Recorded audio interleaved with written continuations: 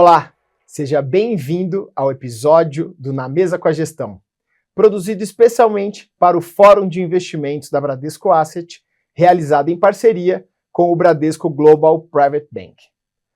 Esse episódio marca um momento relevante da nossa programação, trazendo uma reflexão sobre um dos temas mais importantes do cenário global, os ETFs, fundos de investimento negociados em bolsa. Esse produto vem se consolidando mundialmente como um instrumento essencial na construção de portfólios modernos, oferecendo acesso eficiente, transparente a diferentes mercados, setores e estratégias. Essa indústria representa uma transformação profunda na forma como os investidores se posicionam diante das oportunidades. E para enriquecer essa conversa, contamos com a presença de Cleiton Rodrigues, responsável pela mesa de indexados, ETFs e internacionalização, que trará uma visão prática e aprofundada sobre o tema. Olá, Cleiton, tudo bom? Tudo bem? Beleza, obrigado pela presença. Eu que agradeço o convite, sempre bom estar com vocês aqui. Boa. Cleiton, queria explorar um pouco essa tendência global antes de aprofundarmos nessa conversa. Pode ser? Claro, vamos lá. Boa. Como os ETFs têm evoluído globalmente e no Brasil? E quais fatores estão impulsionando esse crescimento? Os ETFs estão crescendo muito, né, Rafa? A gente tem acompanhado. Aqui no Brasil mesmo a gente tem ouvido cada vez mais, né? Mas no Brasil, lá fora do Brasil já é uma realidade. Sim. Então lá fora, falando em números aqui, só nos Estados Unidos já é uma indústria de 14 trilhões de dólares. Nossa, é muita coisa. É muita coisa. Se a gente pensar que a gente bateu o nosso primeiro tri agora de reais. De reais ainda, exato. Então só de inflows nesse ano a gente já está por volta de 2 trilhões de dólares globalmente. Então é uma indústria de 18 tri no mundo. Uau. Então quando a gente fala de crescimento, nos Estados Unidos ainda está crescendo bastante, mas o resto do mundo está crescendo mais. Então isso diz que o mundo inteiro está começando a adaptar o ETF. Então você vê países como China, Canadá já é bem consolidado, sim. Austrália vem crescendo bastante, então a Europa como um todo vem usando ETF para fundos de pensão, por exemplo. Então a gente... faz sentido porque transparência, custo, tudo aquilo facilita que a gente conhece. Também ali a junção das... Igual você gosta de falar, o building blocks. Building blocks, os bloquinhos ali, né? Exatamente. Então, ETFs, assim, a gente brinca aqui que é uma onda que está vindo e em algum momento vai atacar o Brasil. Então, sim. E a gente já está trabalhando. No bom sentido, né? Não, e a gente já está trabalhando também para poder trazer esse acesso, essa facilidade. Exato. E quando a gente pensa nos ETFs assim, quais são os ETFs mais comuns quando a gente pensa nessa indústria como um todo? Acho que talvez lá fora e aqui dentro depois. A consolidação dos ETFs nas estratégias core, vamos dizer assim, as classes de ativos tradicionais, sim. Como renda fixa, renda variável, commodities, sim. Tem um crescimento orgânico, mas ainda numa taxa de crescimento um pouco abaixo das novas estratégias. Sim. As novas estratégias que a gente fala são os criptoativos, são estratégias alternativas como Private Equity, Private Credit, também estão vindo na forma de ETFs agora, que é uma nova onda que a gente está vendo, e principalmente os fundos ativos, né, os ETFs ativos, que nos Estados Unidos agora está tendo bastante demanda para esse tipo de ativo, e a maioria das gestoras estão ou lançando ETFs ativos, sim. Ou convertendo seus fundos mútuos em ETFs ativos. O que mais chama atenção é que quando a gente pensa em ETF, pelo menos aqui do lado brasileiro, a gente só pensa em indexado. Exatamente. Aquele fundo negociado em bolsa que vai seguir. E você falou que eles já estão olhando fundos ativos. Então, é como se fosse uma cota de um fundo, porém, fazendo o IPO, sendo negociado ali diretamente na bolsa. Com todos os benefícios do ETF, né? Que é transparência, liquidez, sim. Custo baixo, então tudo aqui. Então, é uma democratização de ativos que antes não era acessível para o investidor comum, até para alguns institucionais, né? Como o Private Equity, por exemplo, eram coisas praticamente inacessíveis. Hoje você já tem alguns ETFs que estão oferecendo acesso a empresas privadas e até crédito privado, que é uma coisa que é inacessível até hoje, né? Tem alguns desafios lá ainda de como fazer o valuation, liquidez, aquele local, tudo, mas sempre dá um jeito de fazer um híbrido, alguma coisa ali que consegue fazer no wrapper de ETFs. Então, acho que essa questão de ETFs ativos, lá já é bem comum, aqui em algum momento a gente vai chegar, mas a gente costuma dizer que primeiro a gente tem que fazer o básico. Então, tem que primeiro crescer o básico aqui, ter os ETFs passivos, Smart Beta, todos aqueles mais comuns, né? Aqui para aumentar a adoção, para a gente de fato começar a avançar para esse tipo de ativos, né? Que embora aqui a gente já está vendo bastante inovação, né? A gente já vê uma coisa que é muito comum lá fora, ainda nessa linha de crescimento, que são os ETFs com derivativos para gerar renda extra, o dividendo aquele sintético. Que paga dividendos dividendo mensal. Exatamente. Então, além do esse dividendo... é um sonho, vou falar para você. Exatamente. O dia que você fizer, tem uma fila aqui ó, que está esperando isso daí. A gente vai fazer. Então, isso tem crescido muito. Então, o uso de derivativos não só para gerar renda, mas também para proteger o capital, que são os buffers. Legal. Então, lá fora tem crescido bastante também. Então toda essa questão de inovação ao redor dos ETFs tem gerado esse crescimento de AUM em número de ativos Legal. e ETFs também, né? E tem também ETFs, que são os famosos BDRs de ETF, Isso. que a gente consegue internacionalizar a carteira sem precisar ir lá para fora, que eles estão sendo negociados aqui. Quando a gente fala de internacionalização, tem duas formas básicas de acessar, né? Aliás, eu acho que o ETF é um grande veículo para a internacionalização. Legal. Então, de uma maneira muito simples, você consegue, sem precisar lidar com burocracias tributárias, câmbio, abertura de contas lá fora, você com um clique, literalmente aqui, compra o S&P 500 com um clique, sem precisar abrir conta lá fora. Então, assim, para todos os ativos internacionais. Então, acho que você tem os ETFs que compram ativos lá fora, ou próprios outros ETFs, e tem os BDRs que são recibos de ETFs. Então, na prática, é a mesma coisa. A única coisa que estruturalmente tem algumas diferenças aí, os ETFs têm a obrigatoriedade de ter o market maker e a liquidez na tela, os recibos não têm, mas tem uma certa liquidez também para os principais recibos, mas são formas de internacionalização de uma forma bem rápida e fácil, né? Boa. Acho que o programa ETF Connect é um grande exemplo disso, né? Então, foi um grande desafio para a gente aqui, a gente foi os pioneiros de trazer o programa ETF Connect com a China aqui para o Brasil, né? Então, a gente conseguiu conectar duas principais estratégias lá fora, que é o CSI 300 e o Chi-Next, que são equivalentes ao S&P e o Nasdaq dos Estados Unidos. Um é um índice amplo, que tem as principais large caps empresas chinesas, que é o equivalente ao S&P 500, que hoje está muito concentrado nos Mag 7 ali, mas tudo bem. Faz parte. E do outro lado você tem as tecnologias emergentes da China, que o índice chama Chi-Next, inclusive, que é a nova China, que é a próxima China, né? Que são temas emergentes na China, como energia limpa, biotecnologia, carros autônomos, elétricos, e por aí vai. Né? Então, tudo que a China está investindo para ser o futuro da nação está nesse índice. Então, esse índice consegue capturar bastante o crescimento da China, além das large caps que a gente conhece hoje, né? Que a gente está vendo toda essa disputa entre Estados Unidos, China, tarifa e tal, é legal que cada um agora está começando a buscar a sua própria internacionalização, como a própria China começa a abrir os seus mercados para serem investidos diretamente, porque esse veículo que você comentou, ele é em renminbi, ele não passa por lugar nenhum, é direto lá. Conexão direta. E tem uma beleza que, puxa, você traz o acesso à população brasileira, nesse caso, a uma estratégia que você talvez demoraria tempo para ver, dado todas essas disputas, talvez nem chegue tão cedo nos Estados Unidos, para você poder acessar alguma plataforma, e está hoje fácil na bolsa. Só você lá digitar, entrar no seu home broker, você vai conseguir acessar. Então, acho que isso traz um grande diferencial para a gente e algo que, para o investidor, é muito simples, apesar das noites que vocês ficaram acordados falando com o pessoal por lá, traz uma certa simplicidade à alocação do portfólio. Além das barreiras operacionais, né, Rafa? Porque o fundo ele acessa a China Mainland, que são as empresas que não estão lá em Hong Kong. Então, você acessa direto o mercado chinês. E para acessar lá, você tem que ter uma série de licenças, não é para qualquer um. É um mercado super regulado. Então, o ETF tem a licença de investimento na China, assim como o investidor chinês, que quando vai acessar aqui o Brasil, também tem que ter a licença. Então, os órgãos reguladores acabaram de aprovar a listagem do nosso Bovespa lá fora também. Então, nosso BovB vai ser listado na China, agora em 13 e 14 de novembro. Então, a gente vai ter o ETF Connect completo. Então, e esse Connect eu mando o meu para lá e eles mandam o deles para cá. Legal, faz bastante sentido. Exatamente. Então, além da cooperação entre as economias, né? Então, esse programa ETF Connect é muito importante porque, além de ter essa facilidade de investimento nos dois países, ele abre um canal para investimento no Brasil. Né? Então, você abre um canal de investimento para aumentar primeiro, do lado da gente investindo lá fora, coloca o Brasil no ecossistema de ETFs globais.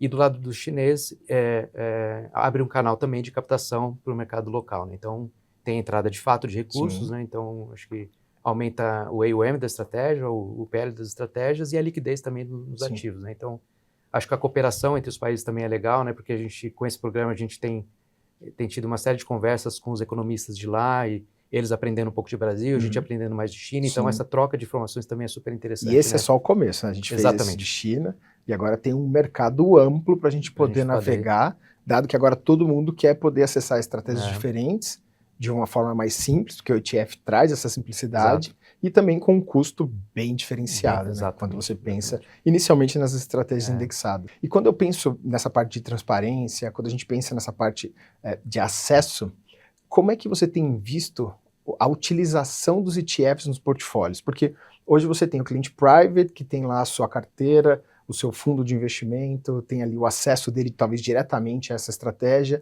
Você tem o cliente institucional, ele também podendo acessar dentro da fundação, e a gente por aqui também podendo comprar dentro dos fundos, estratégias, carteiras administradas. Como é que você tem visto esse acesso? Tem sido mais para risco, menos para risco, composição de portfólio?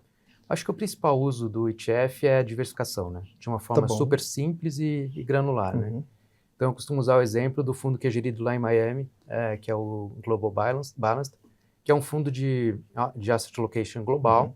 Então, ele tem acesso a praticamente todos os países, no mercado de equities e bonds, tem acesso a principais commodities, moedas, praticamente todas as classes de ativos. Se você olhar a carteira do fundo, tem apenas 10 a 15 ativos. Então, acho que essa é a beleza do ETF, né? Com apenas 10 ou 15 ativos, você consegue ter uma exposição global de uma maneira super diversificada, transparente e com custo baixo, né? Então, e você tem uma mobilidade de alocação muito rápida, porque todos os ETFs são super líquidos. Você consegue entrar literalmente de Estados Unidos, sair dos Estados Unidos e ir para Europa em um clique. Então, você não precisa fazer nenhum trâmite operacional de sair de um país para outro. Então, um exemplo simples é esse. Então, acho que com essa tendência de globalização de investimentos e também diversificação e customização dos investimentos. Então, para o público private, por exemplo, a gente tem visto uma demanda muito grande de customização para cada cliente. Então, a gente está falando até hiperpersonalização. Exatamente. Né? Então, você, Rafael, você quer a sua carteira, fala, eu gosto disso, não gosto disso, daquilo. Com o ETF, você pode ir lá selecionar exatamente, que é os bloquinhos. É o Lego. É o Lego. Você compra então, aqui, Rafael, a carteira do Rafael vai ter cripto, não vai ter cripto, vai ter ações, não vai ter mais ações, menos ações, mais crédito, menos crédito. Quando você vai em crédito, por exemplo, você pode selecionar por buckets de duration, buckets de rating. Então, você tem toda essa customização, né? Então, acho que essa é uma das grandes avanços que o mercado brasileiro pode ter daqui para frente, né? Que hoje você tem, a gente ainda não chegou nesse nível. A gente não chegou né? nesse nível lá, mas lá você consegue, por tipo de crédito, usando o exemplo de crédito aqui que está na moda. Sim, justo. Então, você tem por loans, tem por high yield, mortgage securities, investment grade, treasury. Então, todas essas classes de ativos você consegue customizar. E dentro dessas classes você tem os subsets, que são por duration mais longa, mais curta, rating mais agressivo ou menos, e por aí vai, né? Então, acho que a beleza é, de novo, essa possibilidade de você diversificar de uma maneira fácil, um custo razoável, de uma maneira muito fácil. Então, você consegue customizar uma carteira usando ETFs de acordo com os seus objetivos. E aí eu vou até um pouco mais longe, Rafa. Não, eu não quero uma carteira, eu quero 4 carteiras. Uma carteira para aposentadoria, para a educação dos meus filhos. Uma outra carteira eu quero para fazer investimento no exterior, para quando eu for viajar. Uma outra carteira para minha aposentadoria. Então, para cada uma que a gente fala o goal-based investment, né? Que é o investimento por objetivos. Então, você monta e fala, a minha carteira para investimento, para viagem, por exemplo, ela tem que ter mais dólar. Então, eu vou privilegiar ativos que sejam dolarizados e com baixo risco. Eu não quero correr risco de não poder viajar. Tá bom, então, esse é o risco, né? Então, o risco é, eu quero viajar e tem que dar tudo certo. É isso aí. Isso falando de private. Quando você vai para investidores institucionais, como assets, fundos de pensão, você tem também uma grande vantagem, né? Porque, de novo, você consegue montar uma tese de uma maneira muito fácil. Então, quero ter exposição a empresas de tecnologia. Vamos usar o exemplo aqui da China. Eu acredito na tese da nova China, que está investindo em todas essas tecnologias emergentes. Como é que eu faço para expor para eu ter acesso a essa estratégia? Eu ouvi uma coisa num painel que eu participei ontem e de fato acontece comigo várias vezes também, que é o seguinte: toda vez que eu indico para um cliente, para um cotista, para um investidor, para um amigo a usar ETF, depois que ele começa a usar, ele não para. Então, assim, facilita muito. Então, assim, e a resposta é sempre frequente, né? Por que eu não usei isso antes? Então, acho que, assim, para todos os investidores direto, institucionais, acho que até para gente que faz gestão de fundo ativo também, o uso de ETFs, como eu te falei, o exemplo do fundo Balanced. ele só opera ETFs. Então, é um jeito muito forte, muito fácil de expor uma tese. Né? E é prático, você tem ali o home broker, você tem acesso Isso, ali exatamente. às cotações, é fácil você entender o que é a estratégia, uma vez que você estudou um pouco sobre ela, e na hora de executar, o preço está na tela, a remuneração, então acho que traz uma boa praticidade. E aqui no público geral, só pegando o gancho, no público local aqui, para renda fixa local, você tem vários benefícios, né? Então você não tem como cotas, quando você vai comprar uma carteira de IMAB, por exemplo, imagine, sei lá, no Tesouro Direto, comprar os 10 ou 15 papéis lá que tem no IMAB, você vai pagar um spreadzinho para pagar, tem taxa de custódia, tudo aqui.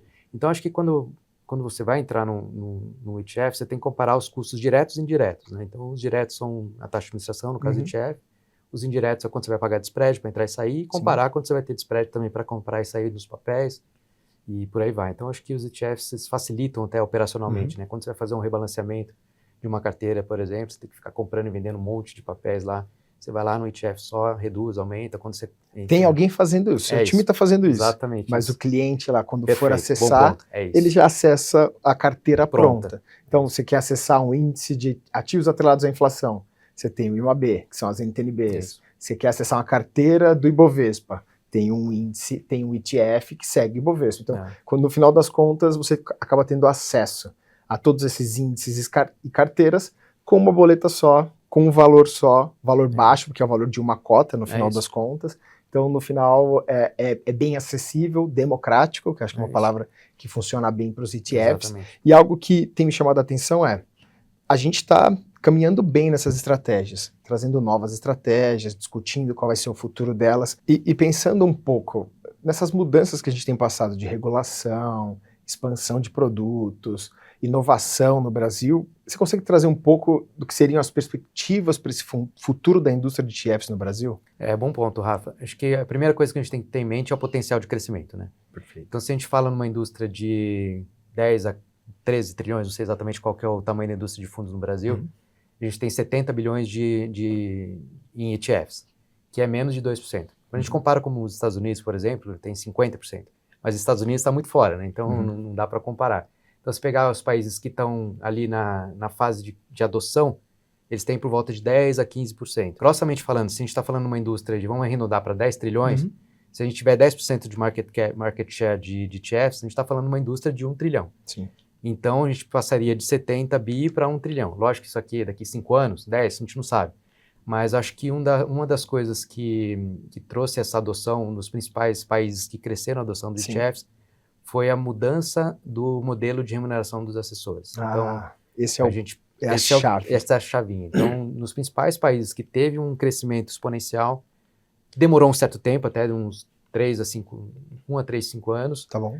Para ter esse crescimento exponencial, mas quando ele teve, foi quando teve a mudança de fee-based, que a gente fala que é de remuneração fixa, de commission-based para fee-based, né, que é a remuneração baseada no produto, e saindo da remuneração baseada no produto para a remuneração baseada na carteira. Né, que no serviço. No serviço. Sim. Então, isso os ETFs caem com uma luva, né, porque é uma alocação orientada com o objetivo do cliente. Sim. Então, se ele está objetivo orientada à rentabilidade, você vai procurar produtos que você consegue primeiro fazer a customização, né, que a gente estava falando antes, mas também produtos que tenham um custo mais acessível. Né? Então, acho que o crescimento, a mudança na regulação, também em direção a maior transparência, né? Então a gente teve lá um 175, um 179, que também trouxeram a necessidade de maior transparência para os investimentos. Os ETFs também caem como uma luva como isso. Então acho que esses dois pilares são super importantes.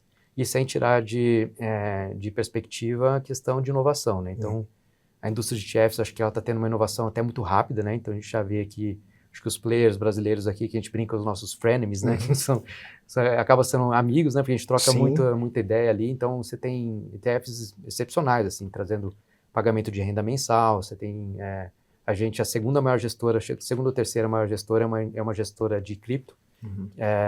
Então, que foi inclusive, acho que um dos primeiros ETFs de multimoedas cripto é uma gestora brasileira. Então, os brasileiros são muito criativos, né? Então, a gente, falando um pouco da gente, então, a gente trouxe o primeiro fatorial para o mercado brasileiro, que não é uma inovação, assim, lá fora é muito comum e já tem há bastante tempo, mas aqui não tinha, há pouco tempo não tinha índice fatorial, a gente foi o primeiro a trazer o fator momento aqui. Equal-weighted, setores cíclicos, defensivos, Sim. a gente também foi os primeiros a trazer aqui no Brasil. Agora o ETF Connect com China, então Sim. acho que essa questão da inovação traz bastante potencial de crescimento aqui para a indústria brasileira. Legal. E esse do fatorial é aquela parceria que a gente tem com a Morningstar. Isso, exatamente. A beleza, acho que refletindo um pouco aqui sobre o mercado de ETF, a beleza é que eu posso ter estratégias diferenciadas, Perfeito, onde muitas vezes o índice quem vai fazer é um parceiro meu, Isso. ou uma grande casa conhecida mundialmente, que é o Isso. caso da Morningstar, que puxa, é bastante conhecida nesse segmento. Isso. Ou posso também ter estratégias onde eu trago de um parceiro, até mesmo local brasileiro, porque a China tem aí a sua parceria com o Brasil há mais de 50 anos aproximadamente, Isso. onde eu tenho um ETF sendo negociado aqui. Então, o ETF ele traz uma simplicidade maior ainda na complexidade do que a gente tem de mercados, oportunidades.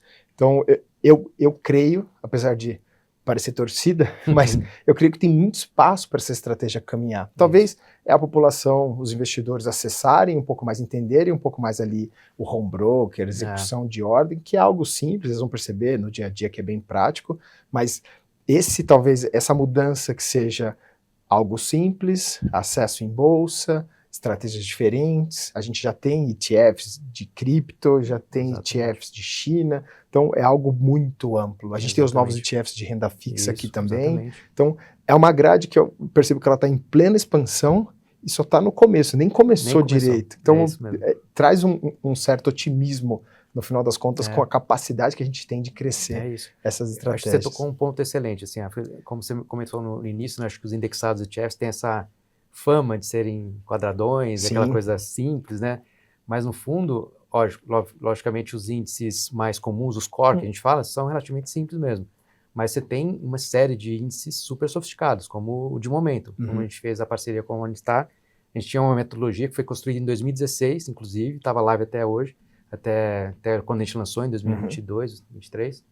E a gente olhou a performance do índice live, não era backtest, live, estava assim, a Morningstar chegou para você, esse índice que você tem aqui, lá desde 2016, ele é 5 estrelas aqui, então tá top rated aqui, você não quer lançar um ETF com isso? Legal. Pô, lógico, o negócio... Pô, já tá então testado. E foi construído a 4 mãos, a gente tinha a nossa metodologia e necessariamente você tem que ter um agente de cálculo oficial, então a Morningstar foi o agente de cálculo, implementou as regras que a gente tinha em-house e nasceu o nosso fundo de momento.